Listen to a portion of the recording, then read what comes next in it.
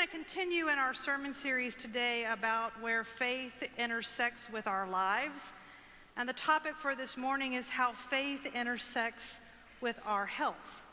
How does faith intersect with our health? So I want to invite you now to pray with me as we prepare to hear God's word. Oh God, would you use the words of my mouth and the meditations of our hearts to lead us back to you. You are our rock, and you are our Redeemer. Amen. Okay. If you looked at your life, the season of life that you're living right now today, if you had to look at your life and describe the season that you're in as a race, what kind of race would it be? Maybe just reflect on the last week, the last 7 days of your life.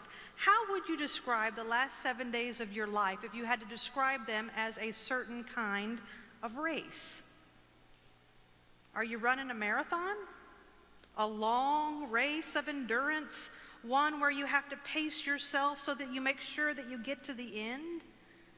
Has the last week of your life been about endurance and perseverance and pacing? Or maybe the last week was more like a sprint. Have you been darting and dashing around, going as fast as you can, hurrying, rushing, and then collapsing? Is that the kind of race you've been running? Maybe your life looks more like a relay race, with you sprinting, going as fast as you can, but with a partner or partners. In a relay race, you do run as fast as you can, and then just when you think you can't run any further, you hand the baton off to somebody else who runs as fast as they can while you catch your breath. If you're a parent of young children, maybe that's the kind of race you're running.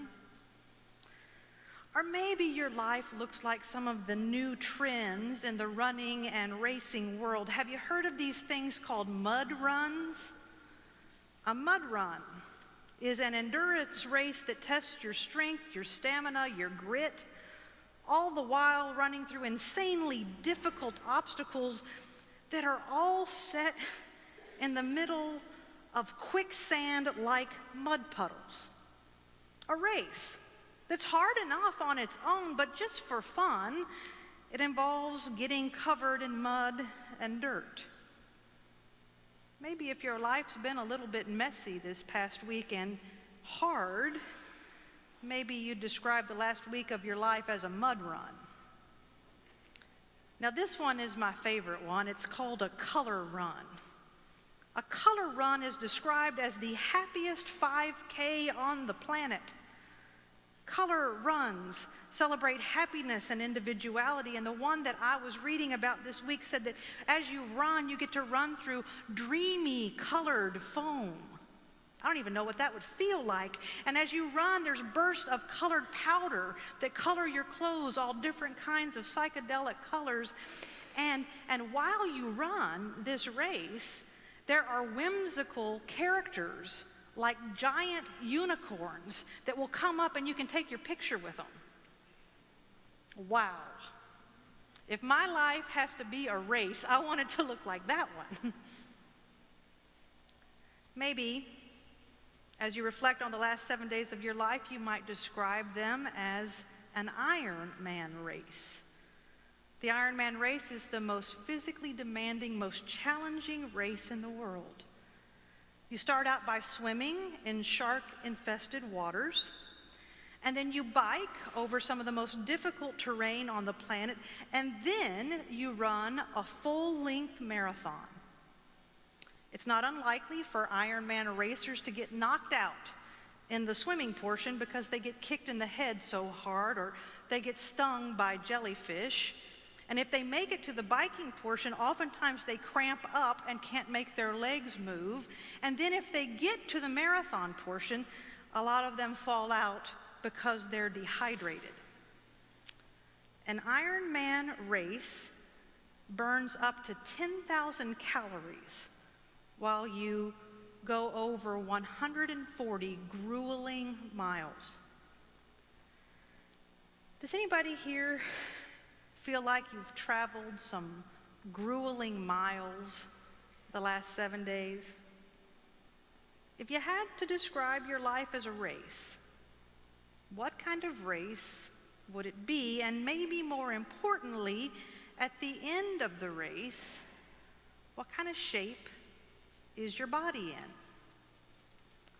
As we come here together today to hear the Word of God, and we've been racing around in our lives over the past 7 days, what I want to know is how is it with your body this morning? That's a really important question for us to ponder, especially as we look at how faith intersects with our health. So how is it with your body this morning? You know, sometimes on Sunday mornings, it can be easy for us to make faith a neck-up endeavor, something that involves our minds, and maybe on a good day it involves our hearts, but not our bodies. But today, if we're gonna look at faith and health, we have to look at what our human body is about. So as you breathe in and breathe out, let yourself become aware of your body. And I want you to know that your body matters. God is invested in our bodies. In your body and in my body, no matter what condition our bodies are in, God is concerned about our bodies. After all, God took on flesh and became a human body. And so while we often make our faith a neck-up endeavor, it's time today to stop doing that and be mindful of the full picture. Whatever your week has been like these past 7 days, whatever race you've been running this week, and whatever condition you find your body in today, I believe the Apostle Paul has something to say to us. So I'm going to invite you to open your hearts and your minds and be aware of your body as you listen now for the Word of God from the Apostle Paul. Paul says, "I do all things for the sake of the gospel, so that I may share in its blessing. Do you know that in a race, all runners compete, but only one receives the prize? Run in such a way that you may win it. Athletes exercise self-control in all things. They do it to receive a perishable wreath, but we an imperishable one. So I do not run aimlessly, nor do I box as though beating the air, but I punish my body and enslave it, so that after proclaiming to others, I myself should not be disqualified." This is the word of God for the people of God. Thanks be to God. I gotta be honest with you all this morning. The last 7 days of my life have been very interesting, and I'm not exactly sure what kind of race I've been running. There have been moments in the last week of extreme joy, like the moment that I learned of baby Judah's arrival, and then in the same day we learned of 2 more babies born. Twins were born to some other church members this week, and those moments where we celebrated the birth of those babies, those have been so joyful for me. But there have been moments that are the exact opposite of that this week. Moments of deep sadness, moments when I have walked with 2 separate families as they've struggled to accept the tragic and unexpected deaths of people that they loved. At times this week, my happiness was uncontainable, and I guess I felt like I was running one of those fun color unicorn races, but at other times I found myself surrounded by quicksand-like mud, sinking and struggling and fighting to find a way out and how to put one foot in front of the other. This week, I've traveled the spectrum from birth to death with the people that I love. And I've had this scripture all the while that I've been wrestling with, and I've had this topic of faith and health and these words about running that I've been trying to figure out. And I've got to tell you, As I've traveled the spectrum from birth to death with folks this week, it has been a struggle. You see, I don't think this topic about how faith intersects our health is all that easy. I wish it was. I wish it was like a sprint with a clearly defined starting point and a straight line dash with a clearly defined ending point, cut and dried, start, run straight, and end. But when we talk about our bodies, our flesh and our bone, our health, and how faith intersects with it, I have to tell you that I do not think it is clear, and I do not think it's simple. So I hope you'll bear with me this morning, because I want to try to get out of that mud pit and get up and running again and get us all headed toward the finish line. And I think the only way I know how to do that is just to stop. Stop. And let's take an honest look at our health and at the complex gift that we have in this human body. You know, our bodies are really amazing, aren't they? The human body is a complex and intricate set of systems that has astounding abilities. Did you know that the human eye can differentiate between 7.5 million colors? You and I can perceive 7.5 different shades of light. That's incredible to me. Our noses, our sense of smell, we can discriminate between 1 trillion different smells. Our fingers, well, they can feel a ridge as small as 13 nanometers. That's smaller than the diameter of a human hair, and your fingers can feel that. If you could take the DNA of one human being and uncoil it, it would stretch from Earth to Pluto and back. The human body is amazing and capable of great strengths, like the kind of strength that the athletes who run that Ironman race have. The human body can solve incredibly difficult conundrums, like how to get a man on the moon, or how to plunge the depths of the ocean, or how to cure diseases like polio. The human body is amazingly powerful. And this week, I was reminded of that as that sweet little baby Judah Trammell made his way into the world. I've often thought that there's no way to look at the human body and not believe in God. The amazing things that our bodies can do cannot help but point us to a higher power that designed us. Our flesh and blood and bone is incredibly powerful. And yet, as strong and capable as our human bodies are, they're also extremely fragile and very vulnerable. Our big, strong, capable bodies can be felled by some of the tiniest things. A mosquito that carries malaria or the Zika virus. A mosquito, it's tiny. Single-celled organisms like viruses and bacteria can be life-threatening to you and me. Cancer cells, we can't even see them with our naked eye, but cancer cells grow and multiply and destroy the body from the cellular level out. Last year, the CDC reported that there were 12,000 deaths from the flu. In 2015, 1.1 million people died of AIDS or AIDS-related sicknesses. See, our bodies, these powerful, strong, incredible gifts, are also extremely vulnerable. It's quite a paradox, isn't it? The human body is powerful, and the human body is vulnerable. You know, it's been interesting to me that of all weeks, this is the week that I'm called to preach about faith and health. Of all the weeks, this week when I have journeyed alongside folks who have welcomed new life into the world and the power and health that comes with that, and it's also been the week where I have walked with families trying to accept the unacceptable end of life in this world.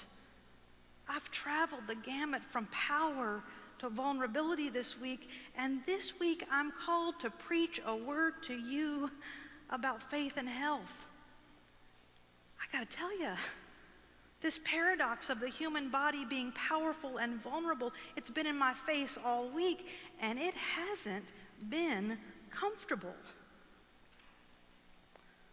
More than once this week, as I've rocked my precious 10-month-old son to sleep, I've held him a little bit closer, and I've lingered to feel his breath on my cheeks just a little bit longer than usual, and I've stroked his soft skin a little bit more than usual because this week, more than any other, I felt the discomfort and tension of the paradox that the human body is both powerful and vulnerable. And so as I've laid sweet River down to sleep this week, I found myself saying more than just a few tear-stained prayers of thanks for his life. And I've stood in wonder and confusion and fear before God as I've wrestled with this reality that River's body is so precious to me. And though his little body is so powerful and capable of great strengths, that precious little body is also one that I cannot fully protect. What I love so dearly is so extremely vulnerable. And so I've stood in the night shadows beside his crib this week, and I've asked God to help me understand this painful paradox that we live in, this paradox where our bodies are strong and powerful, but also vulnerable. And here's the best I've got this morning, friends. What Paul has to say to us in verse 24 is probably the most important thing for us to grasp as we wrestle in this intersection of faith and health. It's only 5 words. Run in such a way. Run in such a way. I don't know what race you're running today, whether you're in a season of power and health and strength, or if you're in a season of vulnerability, or if you're somewhere in between those two places. What I do know is that our bodies and the bodies of the people that we love, well, they are so very precious. And Paul is coaching us this morning that whatever race we find ourselves in, we're called to run it in such a way that others can see Christ. In our strength and power and health, we are called to run in such a way that others see Christ. And in our vulnerability and fragility, we are called to run in such a way that others can see Christ. You know, I think we have a lot of models for what that looks like in running so others can see Christ in days of health and strength. Think about it. I'm not sure what their faith is really like, but you see it all the time in professional football. The player scores a touchdown, he spikes the ball, he makes the sign of the cross, and he points to the sky.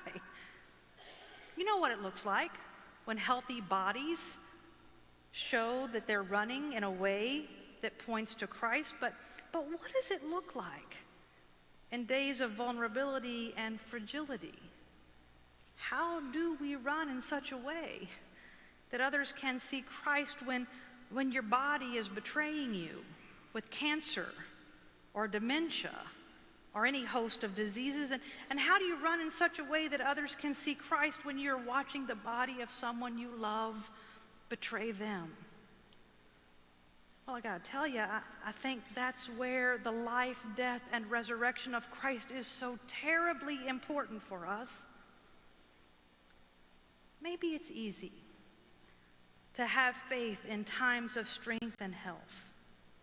But when the going gets tough and health begins to fade, that's when the rubber meets the road in terms of our faith. So how do you run in such a way that others see Christ when you are in a season of vulnerability? you're here this morning and you are in one of those vulnerable seasons, or if someone you love is in one of those vulnerable seasons, what I want you to know is that our faith has everything to do with vulnerability, especially the vulnerability of the human body. I want you to think about this with me. God became flesh, not in a strong, powerful body, but in the body of an infant. There's nothing more vulnerable than that. Christ's body was tortured and beaten and bruised. God knows all about pain and humiliation and utter vulnerability and the complete limits of the human body. But don't forget, Jesus was also resurrected. God became life again, flesh and blood that walked and talked and ate. When we look at Jesus, we see that the body is both powerful and vulnerable. I stand before you today as someone that certainly doesn't have all the answers. I don't, especially about this paradox of power and vulnerability that is our body. But this I do know. I do know that this story of Christ, our story, is a story where the human body matters. It matters in its strength, and it matters in its vulnerability. And perhaps this is the most important part of the mystery of Christ. In Jesus, there is power in vulnerability. In Jesus, there is power in vulnerability. Our world is really good at celebrating the power and the health of people in their days of strength, and we're really good at having pity on people that are vulnerable. But I think it's important for you and I to know that we believe in a crucified and resurrected King, and he turns all our logic upside down because in him there is power in vulnerability. If you and I can grasp that sacred truth, I believe it changes everything about how we look at faith and health. Because in that, whatever race is set before us, we realize that we can run in such a way that others can see Christ. Rick and Dick Hoyt are people that know how to run in such a way.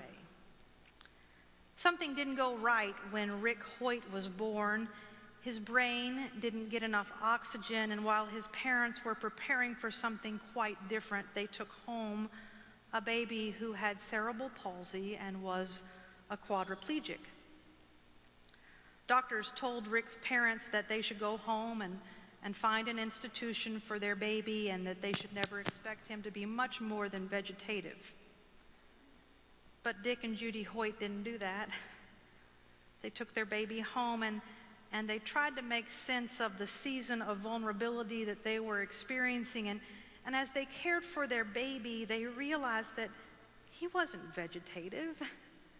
He was actually quite astute and quite curious. They watched as his eyes would follow them everywhere they went, and at times it seemed like he wanted to communicate with them.